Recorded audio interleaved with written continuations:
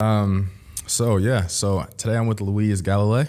My man pronouncing my name right. And this is season 1, episode 3 of Money Talks, the podcast with Becoming Financially Fit. I'm Stacey Blunt. Luis, thank you for being here, man. Of course, man. It's my honor. Here on the show, we talk about personal finance, financial literacy, savings, investing, and also entrepreneurship. Because a lot of my close friends and associates are entrepreneurs and they're on their hustle. So happy to have you on the show. We got some exciting stuff to talk about today. Hell yeah. But I just want to start out with how we met. So, and I don't know if you remember this, but we met when we were at the Ohio State University. You already know. Go Bucks. Randomly in a college statistics class. I remember that class specifically. And so the class was kind of random. You just sit down wherever. So I sat down, he sat down. We became friends from there. We weren't really that close until then. I met you later on in the college life at your frat. Yes. And through a mutual friend that's been on the pod. Yeah. Through Johnny Deckman, the diamond dealer. But yeah, so, and you're originally from here. So when I came out here, we kind of linked back up and it's been a good friendship ever since. But I do want to go into a little bit about your background before we get into the money. And so you can just talk about how you grew up in New York, why you chose OSU over anything else, because there's a lot of different places out here. And I'll kind of let you talk through it. Cool. So I grew up I went to school in White Plains all my life, which is White Plains? Yeah, White Plains, which is Westchester, which a lot of people would like to say that's not New York, but it is. But I never lived there because my mom worked there. She was a special ed teacher. I lived in Mount Vernon, Yonkers, and then I got arrested for doing graffiti, and then my mom moved. You got arrested for doing graffiti? Yeah. My mom moved me to Peekskill, which is way north. Now that's very north. That's when the buildings stop happening. And I lived there for a little bit, and then I always wanted to go to a good college, but that was fun. That was football fun. So I applied to a bunch of different schools, and it's funny. During that time, I had fallen deeply in love with a woman that was also a similar story that we had just heard from one of our fellow friends here. But I was 17 and she was almost 21 as well. And she broke your heart. And she broke me. But she taught me how to have sex. That was great. It was good. It was a good learning experience. But I was basically yo, okay, now this is how foolish we are, right? And that has to do with our money moves too, right? When we let emotions and things kind of drive us.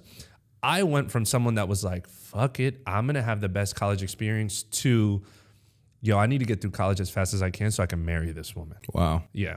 So I applied to a bunch of different schools and I got into Ohio State, and that had the better business program at Fisher.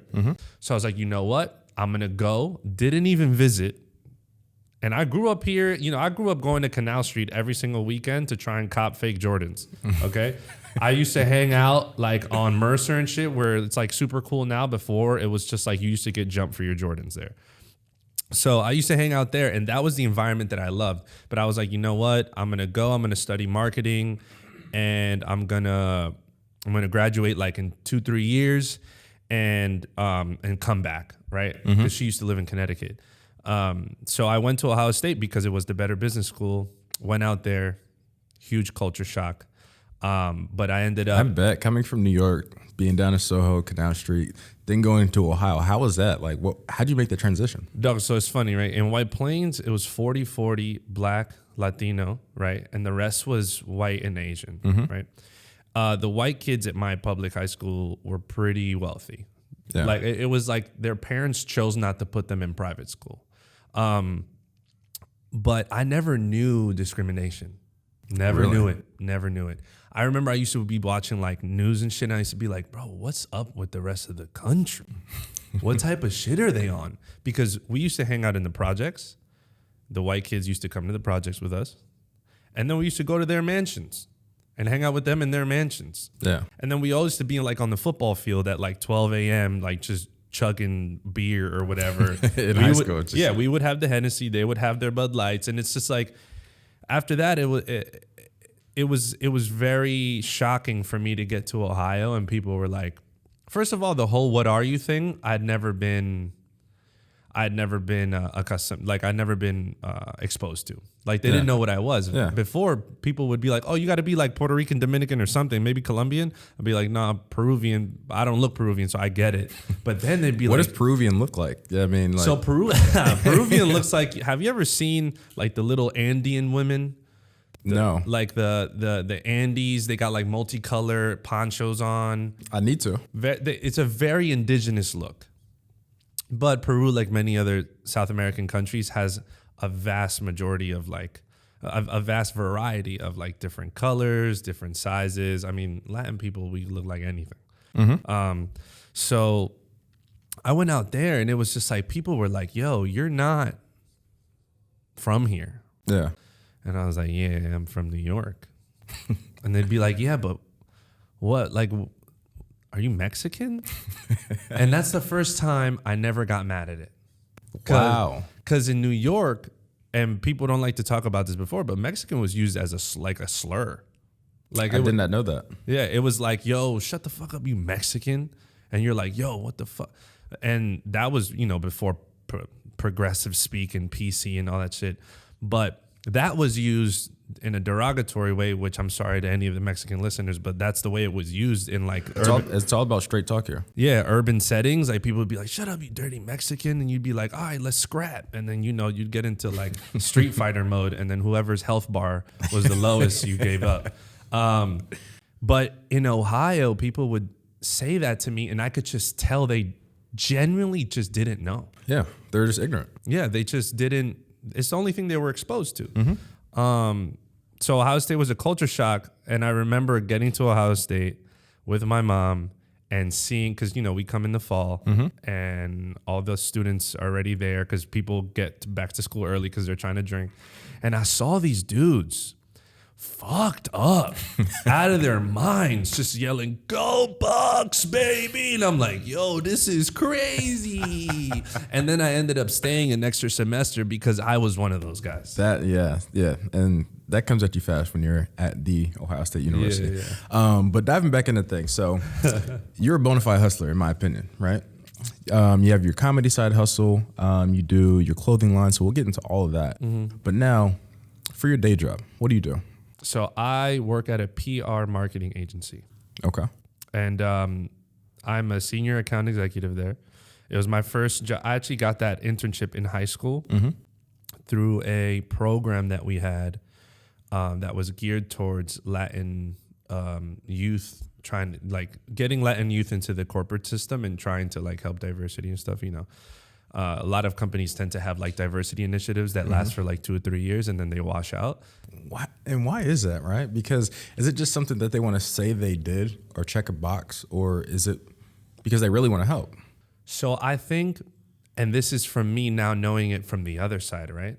I think it's like getting white people to understand the need, right? You get them to understand it. They're like, "Okay, we're down." Then after that, you have to lead it. But what happens when your current workload is too much to lead the extra proactive on top of proactive efforts that are for your community? It drops because they're not going to help you. So it'd be like, "All right, what's your ERG doing?" Yeah. "Okay, cool. Great, you guys do it." "Yeah, here's a small ass budget." "Okay, we're Sometimes no budget. Sometimes no budget. All right, we're turning. Here's a year 2, year 3. It dies because everyone's trying to handle their own account work, and then that's unfortunately, I think that's why it happens. Okay. And so, as a senior account exec, how much money do you make? I make 71. 71 a year. Yeah. And what'd you start out making? Like 35. You Yeah.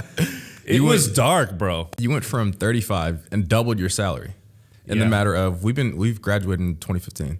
So in the matter of 4 years, you doubled your salary. You know what? I never looked at it like that. Shout out to me, yo. I'm out here. That's impressive. Yeah, the PR starts really low. And it really depends on what sector you're in. But if you're in fashion PR, you're making very low money. Is that what you started out in, fashion PR? I started in brand PR, like CPG. But even that, you start out very low. That's why you tend to see a lot of people that are in PR that don't look like they work in PR, because they have some sort of financial backing to get them through those first couple of years. And I want to talk about that. So starting out at 35, did you have the financial backing to help you live, essentially?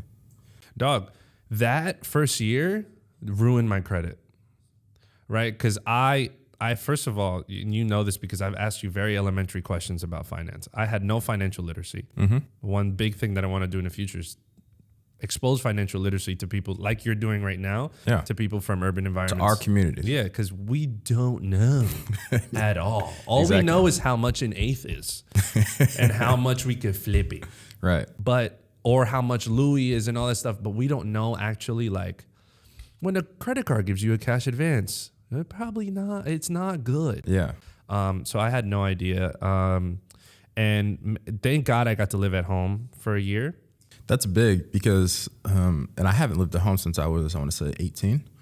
Oh, wow. Yeah. Oh, yeah, because, Yeah, so I haven't lived at home since I was 18, and I pretty much had to depend on myself from the time I was 18 to now, right? So a lot of people do get the opportunity to kind of have that crutch of family financial support or being able to live at home, but some people don't. Right? Oh, yeah. So luckily you did have that, but then as you started to, build up your financial literacy a little bit, I guess, and, get through that first year of being in the quote unquote real world, how'd you survive in New York? Because I know you moved from back home to then Harlem is where you first started, correct? Yeah, I've been living in Harlem ever since my first year. So it was interesting because I started out, the purpose of living at home is to save, right? What did I do? Not save at all. You know what I'm saying? And I was already crippled by my debt, and we'll probably get into that later. Yeah. But I was already crippled by my debt. So I was like kind of saving to move, not really saving to save and to have a cushion to be able to do things. I didn't know how much moving was going to cost. Like couple thousand. Yeah, in New York. I had to borrow money from my friends. And that's like a huge pride hit right there. Yeah. To be like, yo, man, can I hold like $300 and I swear to God, I'll pay you back? And you got your good friends, and thank God we're blessed to have people that are also doing well at our age. Yeah. And they'll be like, yeah, man, here you go, and then you're fine. But it was really hard because I didn't know how to save. I was young, coming off of being in a fraternity, right? Where it's just everything's free. Yeah, well, I was working my way through the fraternity, right? So I was like working at, do you remember Plaza Mexican Grill? I do. I pulled up on you a couple times. Yeah. I would serve you the margaritas, give you the 2 extra shots of the rail tequila. So I was working my way through the frat, and I think the reason why the frat didn't break me was because I wasn't able to party full time. Because if I was able to party full time, I don't know if I would have been able to transition on campus, to huh? Maybe. I would have became like a student advisor or something. I know. But it was tough because you go from such a high place in college of popularity, going out every night. You are amongst your own circle. You're important. You really don't have that much responsibility in college. No. Like, as much as people want to say, hey, like college is a big deal, for me, it wasn't. Like, half the battle is showing up, right? Yeah. You show up, you go to class, you get your grades, whatever. And the rest of the time, like, you have your entire day. You might have 2 classes in a day, right? Yeah. And the entire rest of your day is just you with your friends. You can party. Yeah. You can do whatever. You can spend money, right? Right. And so a lot of people aren't thinking about side hustles. A lot of people aren't thinking about entrepreneurship. I fortunately was. Yeah. Right. So, and I got back into, I got into real estate actually when I was at Ohio State. Yeah, I remember. And I was telling a lot of people about it, like, hey, let's do it. Hey, let's do it. And it got to the point where it was like me just saying, hey, you know what? No one wants to do this. I have to. Yeah. Right. And so that gets me to my next point about side hustles. You have a bunch of side hustles, right? And I'll just name a few. You have your podcast. Yeah. You're a comedian. Yes, I am. You produce comedy shows. Comedy shows, yeah. You have a clothing brand. And you also do a little bit of photography, modeling. So I want you to touch on each one of those if you can, or what you like the most.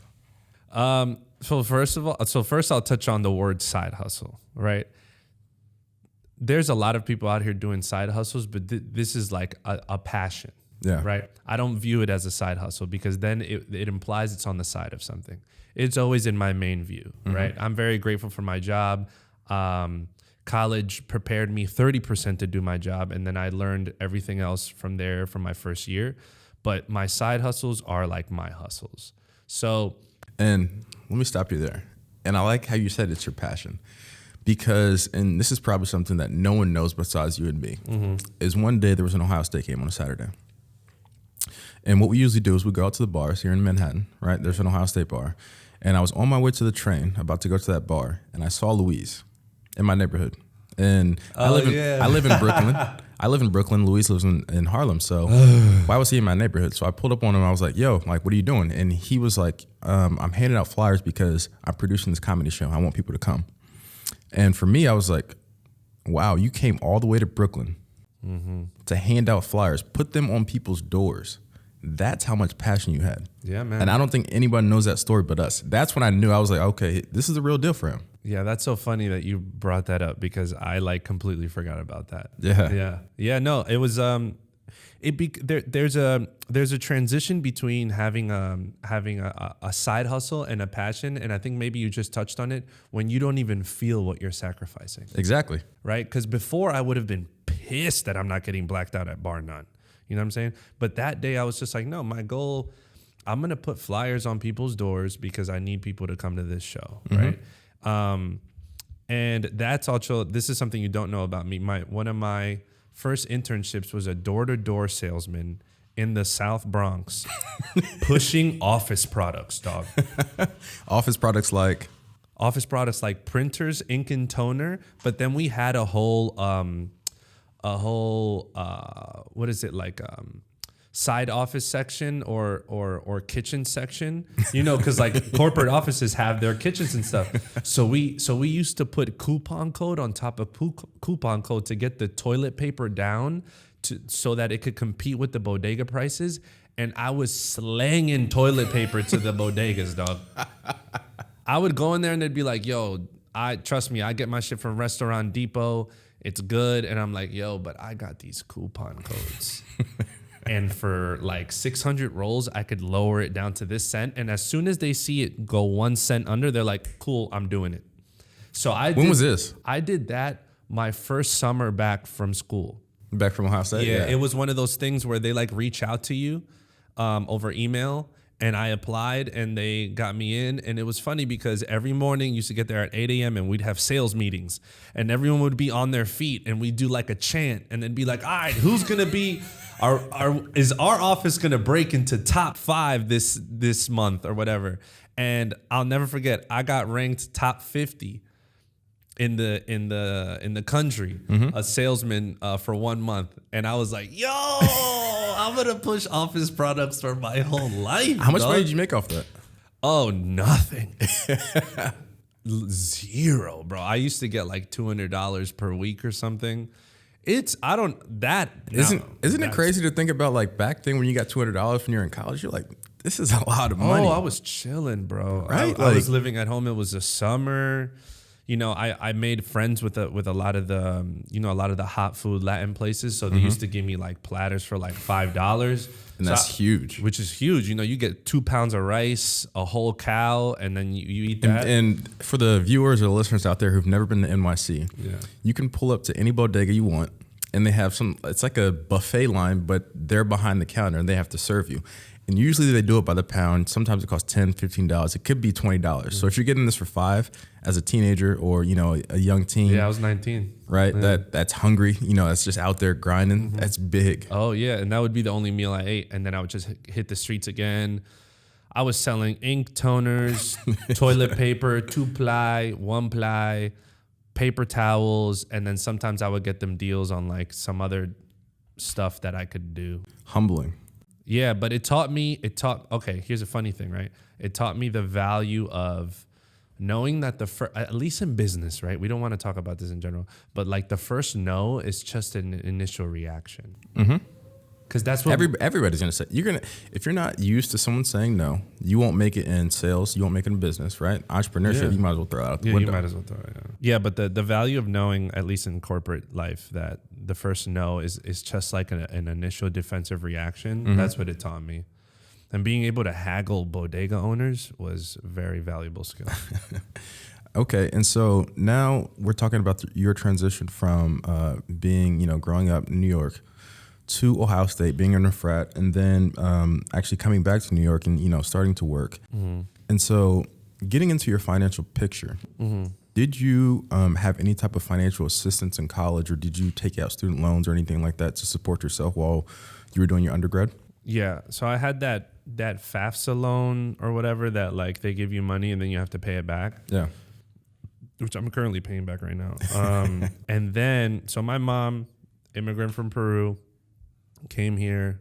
The only thing she had on her mind, her goal, was to have her son go to college, mm-hmm. right? And she was like, Luis, pick whatever college you want. Somehow we're going to make it happen. Yeah. We'll deal with it later, right? And are we dealing with it later, dog? Yeah. So she didn't really know. So this is another thing that I hope to do, and maybe we collaborate this on one day, but like, getting immigrant parents in a room and teaching them about what type of loans their kids are or signing minority parents, period, right? Minority parents, period. Because and this kind of burns me up because a lot of the stuff that I've learned over the years mm-hmm. has come from books. Yeah. Or just watching people or other people's experience. It hasn't come from my family. Yeah. Which is crazy, right? Because you would think the first place you should learn about your credit score would be your family.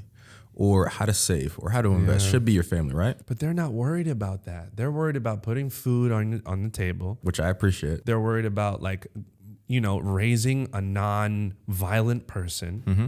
And they're worried about making you a good man, right? Which is all you really need to do. But now with the world and how it is, you got to learn a bunch of other things. So that's when, you would think our educational system would come in and help us. Oh. But no, we have to learn about chemistry. For no reason. It kills me. We don't learn about personal finance. The topics of the show, right? Personal finance, financial literacy, mm-hmm. savings, investing. Yeah. You don't learn that at all unless you go out of your way and take a class, like let's say your senior semester of college. Yeah. Right? They don't put it out there for you. And why is that, right? It's because corporations are paying the universities, right, to produce the best employees they can. Right. The best followers. They want people that are going to come in and show up just like they did in college, right? They're going to collect their salary and they're going to go home. And they're going to live happy because they're making decent money, right? Yeah. They don't want people who know how to invest because if people know how to invest, they're going to move on. They can move on. Yeah. Exactly right? They don't need to depend on a salary. Yeah. They don't need to depend on some type of benefits or anything like that. They can start their own business. Yep. But if people don't even know what taxes are or how to provide for their family, that's a trigger word. Don't even say that, bro. Exactly. I didn't even know. I'm not afraid to say how ignorant I was. I remember getting my first check and I was like, what is this? Why are they taking so much from me? And I was like, 401k. I don't give a fuck about a 401k. Give me that money now. I need to pay for things. Exactly. I defaulted on my loan for a whole year. That ruined my credit. Let's talk about that, right? Because you said you had some credit card debt, right? Yes. And wait, so did you default on the credit card debt or the student loan? The loan, I use the word default very strongly, like I knew what it really meant. Yeah. What I meant was I didn't pay for my loan for a while, so I froze it, I guess, and then it, that word frozen with like money, it just means lightly chilled. Right. You know what I mean? Because frozen to me is that it would be in an ice cube for a while, but it actually means like, hey, we're going to stop your payments for 3 months and then you're going to have to come back. So what happened was, just to backtrack, my mom took out a loan for me, a Parent Plus loan or something like that. But the interest was monstrous. Why? Because she didn't know that she should have put it in my name. Mm-hmm. She put it in her name. And my mom has, risen through the educational system and has become a successful special education teacher that was on the administrative side and the admin side. So she was getting paid well. Mm-hmm. So they based the interest off her salary. Not yours. Not mine. And she was making over 100 something. Yeah. So now the interest came off of her salary, and the payments were nuts. So I came back from college, and she was like, Luis, we can't do this. Mm-hmm. And I was like, okay, let's see when I start making more money. And we like paused it, froze it, it thawed out, it came back, and then we it thawed out. Yeah, it thawed out. And then that started, and then my credit card, I got my first credit card, and I went nuts. All right, so now we're getting into your personal financial picture, right? Which I might get emotional. Hopefully. Or frustrated. This is Money Talks. Hard-hitting questions, right? Dude, my money whispers, so I don't know. I don't know if I'm an appropriate guest anymore. So when did you get your first credit card? I got my first credit. So I was afraid of credit cards, right? Because I've heard all the jokes about them, and how, people getting they open like 5 of them and then, you're done. So I didn't open my first credit card till I actually had a job. When I was working at the PR agency, we were able to use a corporate card, right?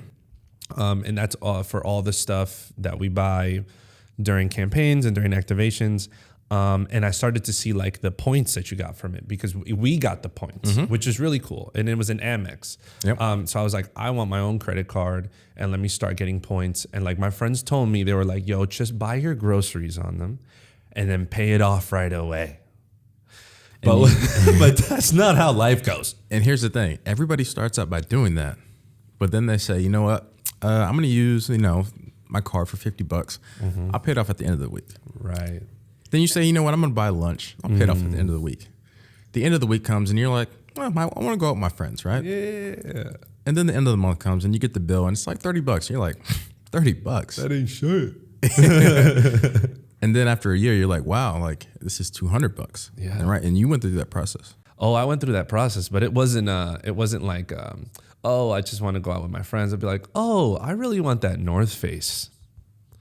Oh, I really want that Supreme bomber. Oh, I really want those Nikes. So it got it to accumulate. Now, here's the thing, right? I didn't have much financial literacy. And with corporate cards, right, you get a bunch of charges. And then at the end of the month, you follow your expenses. But with the corporate card, it takes some time for the company to bring the money to you that you then put into the corporate card. Yes, it does. Right. So what responsible human beings would do at my job would be like, okay, I'm going to take this charge on from the company to my own credit card so that I can accrue the points. And as soon as I get the money back from your company, pay it off. So now I'm getting double points, which is lit, right? But what it does, it increases your credit amount. Yeah, your limit. My limit is sky high, and I don't have anywhere near that much money to spend. So I never felt it. Because a lot of people feel it because they have like a 3,000 credit card limit. So they're like, oh, I'm getting close. I can't use it anymore. Yeah. I didn't have that. My credit card limit's at like 30K. So I was like, yeah.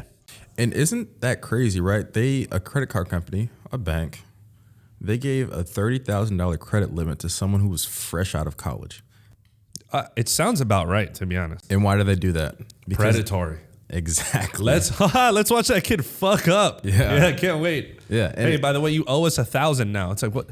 Yes, last month it was 30. What happened? Yeah. Oh, by the way, it gets charged off of the full amount. Oh, fuck. So, and a lot of people don't find out till it's too late. Yep. Right. Very true. And so, going through that process, right? If you have a lot of credit card debt, you don't manage it correctly. Right. That affects your credit score.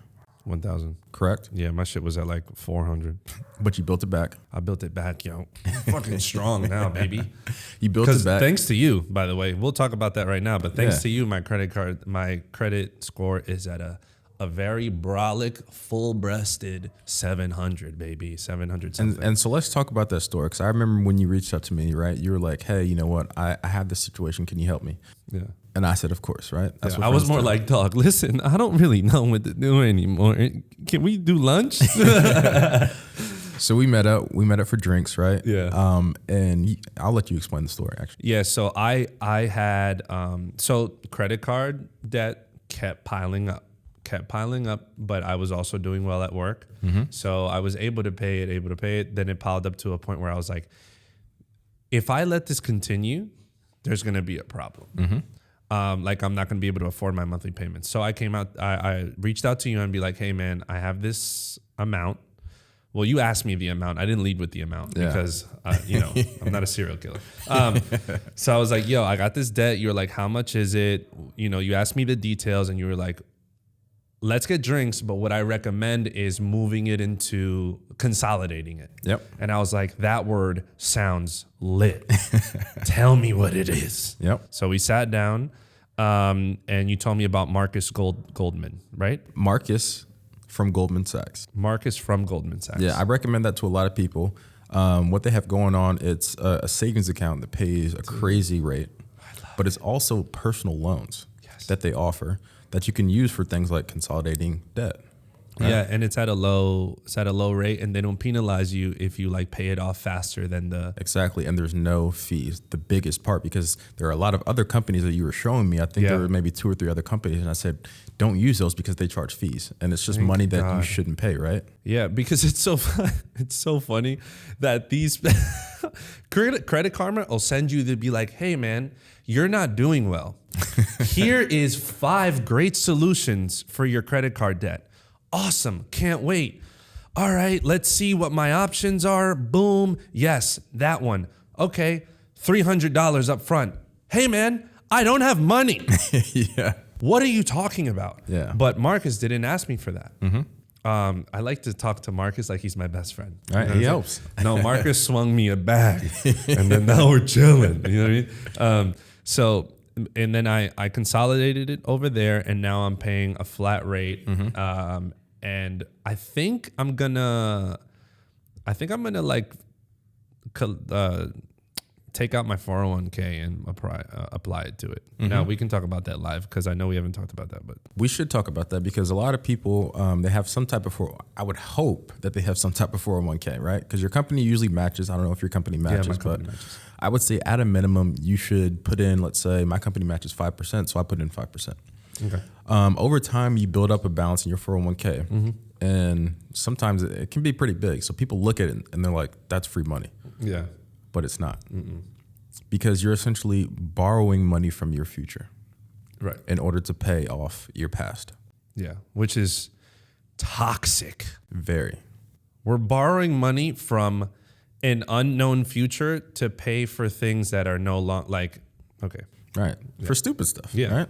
Yeah. Essentially, yeah. Stuff we did in college, we might still have debt on. Stuff we did last week at the bar at brunch, right? Yeah. Yo, brunch is worse than a night out. New York brunch, minimum $100. Minimum. Right? You get that 40 endless, though. It'd be pretty lit off the mimosas. But yeah, so I think I'm gonna take out, and I know that it gets taxed heavily, but it does. So what happens is when you take money out of your 401k, you can do it in 2 different ways. One way is by taking a loan, which you pay back to yourself, which is not bad, right? Yeah. I think that depends on which company you have, but you pay back your money to yourself, but you don't get the money building interest in the stock market. Yeah. One option, not that bad. The other option is to take a withdrawal. If you take a withdrawal, not only do you have to pay the taxes, so like 25 to 30%. Yeah, it's like 30. You have to pay an additional 10% penalty just for taking out your own money. Yeah, it's lit. And that's the pros and cons of a 401k, because a lot of people say, okay, this is my money, but it's not really your money until you're 59 and a half. Yeah. Which, like, for me, it's not going to work. Yeah, which is like, who's truly trying to make it to that age? You know what I'm saying? I'm trying to live a cool 45 and say deuces. No, I'm kidding. Obviously going to make it to that age. But yeah, it's so interesting because it's completely illogical, right? Yeah. But I know that if I take it out and I get probably that 30 to 40 that they're going to take out, but it would really relieve my monthly payments. And I'm living in the now. My future, we're all going to be millionaires one day. Hopefully someday soon. We're going to be chill. You know what I mean? Right now, I need to not pay this much during the month. Yeah. It's always good to have no debt or no obligations to anyone, because then you can really look at life through a different lens and you can just do whatever you want, essentially. Yeah, because we talked about how much I make, and I didn't even notice that I doubled my salary And I doubled my salary because I'm good at what I do. I left my company for an opportunity. It wasn't the opportunity that I was promised. And I came back and they matched my salary, right? So I was able to like kind of get that pay bump, but I'm not enjoying any sort of fruits of my labor because it's all going to my debt. Yeah. My loan debt, my FAFSA debt, and my credit card debt. Isn't that crazy? You're making probably like when you were coming out of high school, you're like, maybe if I make $50,000, then I'll be set. Then you get, maybe if I make 60,000, then I'll be set. You're making over 70K, but you still have these obligations. Yeah, I'm making over 70K, but I have like the loose change of like someone that's still at 35. Right? Yeah. And it's crazy how that works. And that's one of the big sticking points. A lot of people talk about savings or investing, but they don't talk about the other half, the debt, right? That you have to deal with, or else it's going to wreck your credit, right? And so that's why I'm glad we're having this conversation. You're having an open and honest conversation because a lot of people can learn from this, right? Absolutely. I wish I could hear myself 3 years ago. It would have been, and I mean, there's a bunch of different factors, you know, we're all dealing with, you know, our own mental things and our own emotional things. And, you know, some people have physical things. So definitely I was also in a dark place. You know what I'm saying? So whenever I was depressed, what would be my first thing that I would do? Little shop. Yeah. Let's cop a couple things. Let's make ourselves feel better. What else I'd do? Let's go eat. You deserve it, Luis. Go get yourself a nice little 2-course meal. On credit. So there was a couple of things that were factors, but I'm really grateful to you and to like just growing up to be able to be like, okay, man, we have to get serious. Like, and so I think the first step is you making that call to me. You shot me a text. I think it was midday, right? You shot me a text like, hey, like this is my situation. I was feeling it. And we met that same day, right? Yeah, I think so. Yeah. And half the battle is just showing up, like I said. And we showed up, we got it handled, right? Now we're moving forward from that. So now I want to go back to kind of like your family life. So I did have like a point that I wanted to cover here. Yeah. Explain the struggles of growing up as a son of immigrants and how that impacted you personally as a man and also financially. Okay. So mom did an amazing job, right? I didn't grow up with much male influence. So lots of female energy. So I was always super emotional. Yeah. Because my mom was like, yo, like my grandfather would be like, oh, no, boys don't cry. And my mom would be like, no, they can do whatever they want. So, but for a guy, that's weird at a young age. Yeah. Because all your friends are calling you pussies all the time. They're like, bro, why are you so hung up on Jessica, dog? Yeah. Stop being a pussy. And then I'm just like, but I just, so that was great for my mom. The immigrant background is interesting because as first generations, you're learning things for the first time that they don't even know. So, you know, the college process, the picking a college was very weird for me, like very tough because my mom was like, hey, this is where you become a man because I don't know anything about this. You do your research, you find out how much we need, and then we'll go from there. But I was 17, bro, from an urban environment. I didn't know anything. I just knew that the bread, you know, the bread 11s were reselling for 500. That's all I knew. So that was impactful, but it was all supposed to happen. Yeah. It was all supposed to happen because it's your own personal journey. Yeah, you got to live through it to be able to have conversations like this, and then someone else hear it and be like, "Oh, let me not make the same mistake Luis makes." You know what I mean? And that's what I want to happen. I want people to hear these conversations and say, "Oh, you know what? That's something that I do. Like I spend money on credit. I have outstanding debt." But then, you know, to actually say, "Okay, now what can I do about it? How can I make that next step and say, hey, you know what? Own up to it. Say, hey, I got myself into it. Let's get myself out." Yeah. Yeah, it was pretty huge, and I definitely appreciate from growing up with parents that are from a different country. They do make you value things in a different way, right? Because they didn't grow up with anything that Americans have at their reach. Yeah. So she would always remind me. She would take me back to Peru and be like, "You see how they're living, and you see how we're living, right? Now we were doing fine. You know, we weren't bad, we weren't good, but." I saw kids in the dirt. You know what I mean? So that always stayed in my mind. And I would be like, okay, I got to try and take some things and be grateful and not abuse them. But I was also a sneakerhead, and very expensive habit. Very expensive habit. So even that, in maturing in the sneakerhead world too, was like I used to buy sneakers just to have. Like I used to have like 60 pairs of sneakers. Yeah. I did the same thing. Yeah, my sneakers got me through college. Really? Yeah, I would sell 2 or 3 each month, and I would get some cash from it. I would get like $300-$400 from each pair. So that's like, you know, a little over $1,000 a month. For a college kid, that's amazing. Dude, it saved me. It saved me. Imagine if you would have invested that.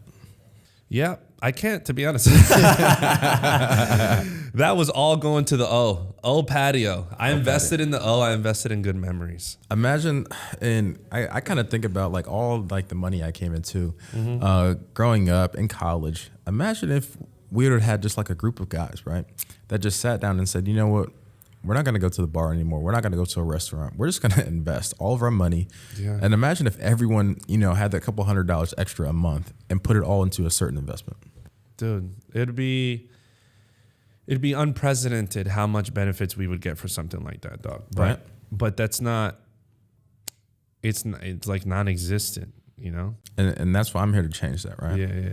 And what I want to start doing, using this platform to kind of inform people, but then aside from that, starting some type of group where people can come together, put everything on the table, and then move forward, right? And start to do things like invest in real estate, or invest in the stock market, right? All together as a group, right? Because it's a lot easier to do it when you have someone right next to you, right? Yeah, no, absolutely. Especially someone that looks like you, is closer to age than you, being like, and also delivered in a cool way, because it's like a lot of people will. All you hear from like these suits is like, invest this much and you could possibly get this much, and then that's it. How about we put it in terms like, hey man, if you invest this much and you put a little bit to the side to go to the bars and get it popping with your boys, this will turn into something, and then you'll be able to do that more. Exactly. It'll pay for that. Then they're like, oh shit, you mean we having fun out here? Yeah. But the way other people deliver it is kind of like they don't want you to do it. They're like, hey man, do hours of research, look up all these companies, find something that you believe in, look in trends, and you're like, oh, I'm out. Exactly. I'm out. Yeah. It's no fun. They don't make it fun for a reason, right? Yeah. But why I say like you should invest in things that you know, you love, and you use. Right. You like Nike. I invest in Nike, right? We all have iPhones, right? Yeah. Invest in Apple. Right. If people would do that more, they'd be so much better off, right? Because then those companies, instead of buying the iPhone or buying the sneakers or buying the Starbucks, right? They pay you a dividend every quarter, sometimes every month if you stagger it out perfectly enough. And over time, when you start to build up those dividends, that can be used for your sneaker habit. Yeah. Or used to buy your daily coffee. Yeah. But I want to know from you, when did you start taking your finances seriously? I started taking my finance seriously, I would say around the time that I reached out to you. Okay. So that's almost a year ago. Yeah. It took me a while because I was able to get by. And you were, how old were you? 24 maybe. I'm 26 now. So 24 because I just turned 26 in a couple more. But yeah, 24 because 23 I went through like my biggest depression cycle that I had, but I came out a fucking flower, blossomed in the sun. And then I was like, okay, this money thing is eventually going to drive me crazy.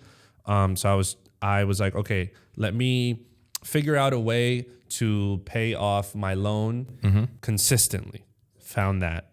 Then I was like, this credit card thing's going a little crazy. Talked to you, found that, and now I'm even saving money now. Crazy, right? Crazy, dog. But it's little savings. It's a little thing. Right. It's a little cute puppy, but soon it's gonna be a Rottweiler. Exactly. And I can't wait to walk it in the park. Yeah. So I did want to hit on the topic about one of your side passions. Yeah. Not side hustles, side passions, right? Comedy. My love. Because not only are you a comedian. Yes. Which a lot of people would do. Yeah. You also produce comedy shows. Yes. Heavy. All over the city. OD. In Brooklyn, in Manhattan, Lower East Side, everywhere. Talk a little bit about that. So I'm a big believer that everything that you've trained to do in life, whether it is a corporate job that you thought you shouldn't have, or whether it was some sort of experience that you were like, what did I get from that? Mm-hmm. They were giving you small nuggets to apply it to your passion, right? And it's just about being present and being conscious about where the value was and then apply it. So when I started comedy, I was like, a lot of the gatekeepers in comedy don't look like us. Mm-hmm. And they don't necessarily want to hear the way I'm talking up there. So I was not going to be like, yo, you know, I'll just try and make you my friend or something. I was like, I'm going to create my own. Mm-hmm. PR taught me a lot about putting events together. So what a lot of these guys and girls don't like to do, as far as feeling the pressure of putting an event together, the logistics, the people, that for me, that pressure is a daily thing for me. So now putting together shows was like, this is what I'm going to do. Mm-hmm. So I started to do that. Through my job, I learned how to talk to business owners. Because it's different. It's different. We talk like this. You can't. The reality is you can't talk like that to a business owner, to a client, to a customer. Yeah, that's the thing. I mean, I try and stay as authentic as possible because I try not to code switch. Yeah. But I do know that I'm not going to show up to someone's place and be like, yo, man, trying to start a show here. You got a mic? Yeah. That's all I need. No, I got to be like, hey, I'm a stand-up comedian. Here's the value. Here's the value I bring to you. What's a night that you're slow? Boom. Already he's trying to bring me people when I'm slow. Yep. Cool. You're not affecting my busy night. Okay. What's a night that you're slow? Awesome. I have a network of Comedy Central comedians, HBO comedians, people that have been on TV series that I can bring here. Mm-hmm. Now, the only thing I ask from you is that it's a free show. But we'll do like a 1 drink requirement so that they're like, okay, so we're getting drinks out of this. Is that how you make your money? Or how do you make your money? Yeah, that's what I want to know. Dog, we make zero money. Really? I don't make any money off of my shows. Maybe one day I will, but right now... You're in grind mode. Oh, I'm in grind mode. I'm like, these are my shows. These are my babies. This is my stage time. Right? A lot of people, I say this a lot. A lot of people are, you know, and some comedians that hear this will understand, you know, they're trying to get into clubs. They're trying to get on a stage. They're trying to perform on different stages, New York Comedy Club, The Stand. I'm building one. Right. Build your own platform. I'm building one. So what do I have to do to do that? I have to build myself. Mm-hmm. And I have to build a team and people that want to work together. Reliable team. And that's what I've been doing with these shows. Now, these shows, so one of them I've been doing for a year. The other 2 have been going on for 8 months. But, you know, it's extremely humbling experience because you go from a show, because everyone loves to support you in your first 2 endeavors. Mm-hmm. They're like, yeah, man, you're doing it. And then on the 3rd, they're like, oh, he's doing it. Yeah. I'm not we were talking about this outside. Yeah. I'm not going to every show. You know what I mean? And then it's like, yeah. So now you have to get real dedicated to that passion. Mm-hmm. Because like you said, your friends are going to support you for the first month. But maybe. Yeah. But then after that, you actually have to do it yourself. Yeah, you got to do it yourself. And I relied on the grassroots. I was just like, you saw me with the flyer story. I was out handing flyers. You know, Eventbrite's huge for any sort of event that you're doing in focus on keywords, the key search words, because it'll show up for them. And then it's something that I always told my team. I was like, guys, we have to make it seem like we weren't even here. So we're cleaning up everything. Yeah. I don't want a bartender coming in our room. Do you pay your team? No. We're all grinding. We're all grinding. It's the stage time that we want. That's the best part, right? You know what I mean? It's the experience, the experience of even telling jokes to 5 people. Like, you're getting real audience. Like, a lot of comedians will be in open mic settings for years telling jokes to other comedians, which is what you need to do. I still go to open mics every day or every other day. But if you create your own show environment and consistent, I'm like, oh, you're not going to book me? I'll book myself. I'm about to start a Sunday weekly at the Bean in the East Village. Who am I? I don't know who I am, but I'm going to try it. Whatever. Exactly. But I'm getting in front of real people. I'm trying real material. Okay. Luis, thank you for being on the show, man. Yeah. A New York native, transplanted into Ohio. That's how we met, and then back to New York, hustling out here. I want to thank you for being on the show, man. Thank you for having me. So I'll give you a second to put out your socials and anything you want to promote as well, as far as personally or your comedy as well. So Luis Galilei on Instagram, LuisGalilei. Yep. I post everything on that account. Like, I have other show accounts and stuff like that, but you'll see it on my stories. I promise I'll make you laugh. And then a big thing that I have, obviously my podcast is at Palm and Poppy on Instagram, or you could just search that up in your podcast, topical things. But a big thing that I have is I just wrapped a web series that we shot sitcom style. It went from an idea to just do a sketch, and it blossomed into 6 episodes. Okay. So that's called Graham Avenue web series. It's going to come out at the end of February. We're going to have a premiere and everything. I'm going to invite you guys. It's going to be fun. I can't wait, man. All right. I won't let you get out here without telling one 2020 goal and one goal for the next 5 years. Okay. One 2020 goal is a little bit more on the personal side, but it applies to everything, right? Because I'm big into spirituality. So I'm trying to be more present in situations where the pressure is on, right? I think I've achieved presence in consciousness in most of my life now, even though it's a daily battle. But in moments of pressure where I feel like I need to kill, or I need to overperform, or this is my chance, I want to just be in that situation and fall back on the hard work that I've done, and it'll come out.